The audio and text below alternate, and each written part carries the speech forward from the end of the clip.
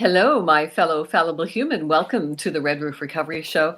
My name is Tanya McIntyre, and I am joined by my beautiful husband of a long, long time. We're celebrating 32 years together very soon in 2023. I like to call him Sir Lancelot because he's definitely been my knight in shining armor in more ways than one. And Lance brings a family perspective to our business of addiction recovery, programs to soften the path of recovery from addictions. Lance lived with me through my drug and alcohol addictions for most of our marriage. He is now enjoying with me 5 consecutive years of freedom from my addiction. But with that, of course, comes other challenges because now he's living with me in my recovery from addictions, which is a whole new ballgame, I understand. And I love the fact that Lance brings a family perspective to our conversations. So when we do get together, we are having some insightful conversations from both sides of this spectrum, this complex condition of addiction, which is definitely a global epidemic, to say the very least. Lance, thanks for being here, sweetheart. You're welcome, love. I don't think I would have continued doing these podcasts if you hadn't joined me. It's one of the most anxiety-creating things on my agenda. I procrastinate around it a lot, so I'm grateful that you have not only joined me, but you are my accountability partner to get her done. Well, I think that, you've done TV and everything like that, and radio and other stuff when you were in the midst of your addiction. And part of the coming out of addiction is opening yourself up to the feelings that you suppressed, anxiety and performance anxiety, approval addiction. Yeah, the fear of being judged by other people. And, yes. So I can understand why you have trepidations. Not unlike what most people experience. I talk to a lot of people who actually express admiration for seeing me. And that means a lot to me because, I feel the fear and I do it anyway, which is what I try to practice what I preach, because I'm always telling people, feel the fear and do it anyway. Walk into that fear, walk through it. And, that takes a lot of peer support. So thank you, sweetheart. And that's called courage. Well, it's certainly taken a lot of courage for people to step up to the plate to say, I want to make a change. That's probably the most difficult thing to do in life, is say, I'm ready to make the change. As you knew, sweetheart, I went into a rehab in 2009 when we were living in Spain, 30 days in a rehab based on a 12-step model of recovery. Without question, it saved my life. I don't think I'd be alive doing this today if I hadn't made that step. However, obviously I wasn't ready, because then I relapsed every year for the next 8 years while attending 12-step meetings. That's not the fault of the program. That is my inability to accept this complex condition that I'm living with. And it took me 8 years of experience, relapsing, learning opportunities for me to finally reach a point where I was ready. And, that is different for different people. And even though with our intake form, the questions that we put people through when they're applying for our 1-week residential program, because I still believe that recovery doesn't take a long time. It takes a persistent willingness to exert consistent efforts to help yourself. And sometimes we're just not ready. Mm-hmm. And getting ready is that's an individual path that's going to be different for everyone. So today we're talking about codependence again, because we only scratched the surface of that huge topic, talking about codependence. We've been together for 32 years. And, I think every relationship has an element of codependence for sure. The longer that we've been together, I'm sure those dynamics have evolved for good or bad. I guess if the relationship is still working in a healthy way, is it a bad thing? No, it's not. Everyone, as said in the previous podcasts, we all have strengths and weaknesses. And if you can find someone that complements you, has the strengths where your weaknesses are, that's fantastic. And is that codependence? For sure, because you're giving up some autonomy over what you do to the other person because they're just better at it. And we do that in life anyway. Give it a job, so relationships with other people. If you're on a sports team, at 5'7", 5'8", would you be able to play a point guard in a basketball team? But you wouldn't expect to be like, the point guard, because the point guard's always a lot taller. So, we all give up responsibility for people who can do things better. In a relationship, in a good relationship, we do that and we don't resent the fact that, There's the key. If there's some resentment growing, you're going in the wrong direction for sure. Yeah. So today I want to talk about the blame and shame game that a lot of people get into. So from my observations of people going through addiction, one of the things that is quite common is that the person in the addiction blames their partner for situations that forced them into taking a drink or a drug, that they say their partner stresses them out. They push them in a certain situation they're uncomfortable with, and they blame them for basically their addiction, which is, again, relinquishing responsibility, your responsibility, and putting it on the other person.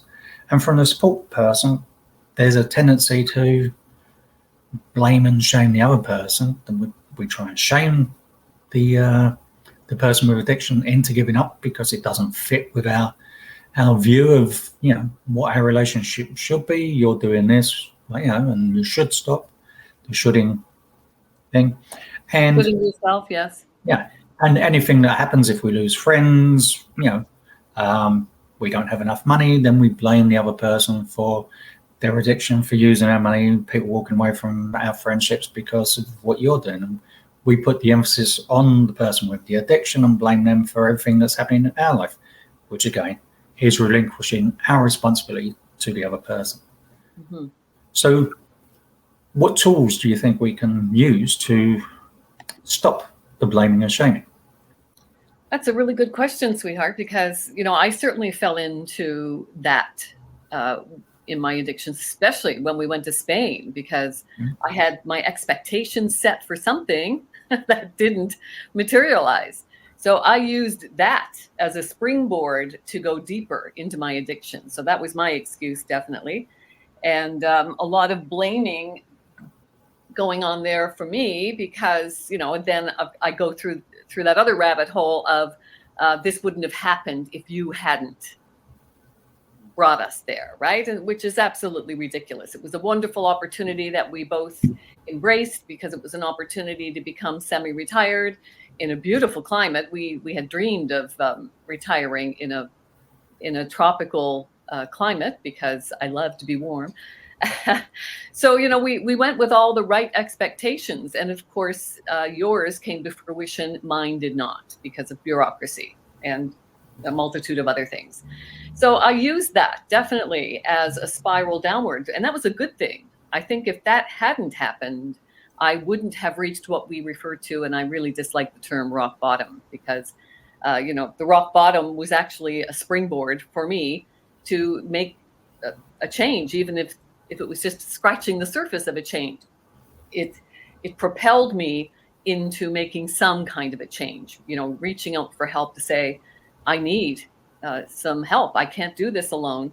And I don't even remember, I don't know if you remember the story about how I woke up in the morning, staggering to bed again, literally climbing upstairs on all fours to get to bed and pass out. I never did sleep. I just passed out.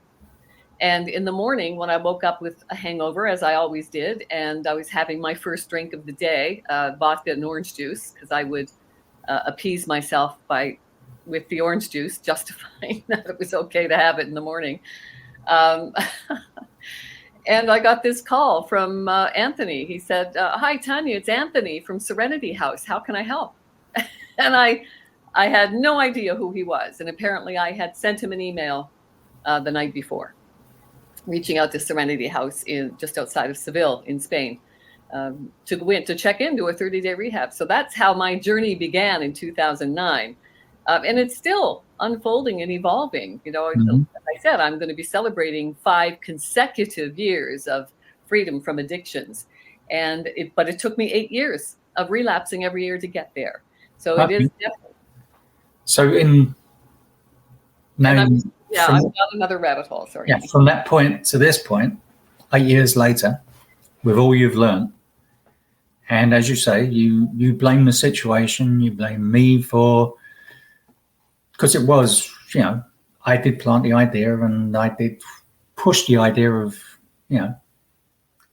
going to Spain because my brother was there and my family is in Europe and you followed.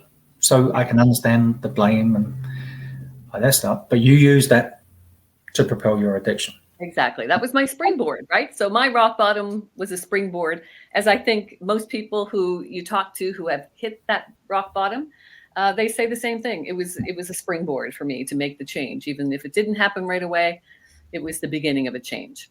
So what brought you to the point where you recognized that you were blaming me for something that was actually your responsibility, the way you felt and everything like that? You could have said, no, I don't want to go to Spain and all that. So what tools did you use to change your mindset on, okay, this happened, but is it actually my responsibility, his responsibility? Well, I think that's a big question to answer for yourself. What do I want? What am I doing about it? And how do I feel about what I'm doing about it? Were the 3 questions through cognitive therapy that I was encouraged to ask. And when I started to sit and contemplate my feelings and, my own sabotage in my own life, then I needed to make a decision. Am I going to do the work to make the change? And that's, again, an evolvement, I think, that continues. What continues to motivate me to remain free from addiction? I keep doing the work. I have a persistent willingness to make that consistent effort to help myself. And it's a daily effort. From the moment my eyes open, the journey begins again for another day. And I still go to 12-step meetings. I love the peer support and the snappy slogans, right? One day at a time, take what you need and leave the rest. You don't have to buy into the powerlessness and higher power and God. Just make it what you need it to be if you can find the right group. Luckily, I'm in a little town in Ontario now, and I've found the right group. It's great peer support, and it works for me. So find what works for you. I always say the key, it's one of my favorite acronyms, keep educating yourself. Keep looking for something that you're going to be able to sustain, something you're going to do every day to maintain your freedom from harmful substances and behaviors. Okay, so is there if someone's watching this and just tunes in, is there any fundamental tool that you would say, this is one of the core tools that I use to start this process? Well, there are so many, sweetheart, as you know. I call it the hammer in my toolbox. It's a playlist that I've put together from my time facilitating meetings with SMART, self-management and recovery training, again, using cognitive therapies. And they've put together some short, very helpful videos around unconditional acceptance of self, others, and life. And that playlist you can find on our YouTube channel. So just do youtube.com @Red Roof Recovery and look for that playlist of unconditional acceptance. I watch those short videos on a regular basis, and it helps me to appreciate that that unconditional acceptance of myself, of others, and life is key for me to remain free from addictions.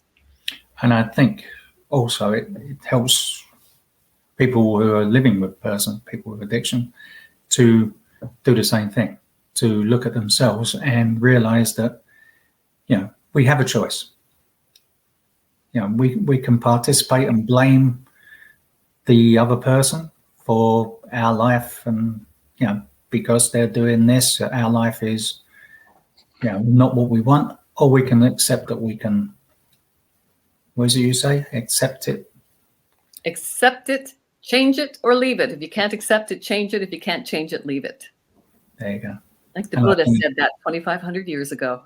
And I think it's as true today as it was then. It certainly is.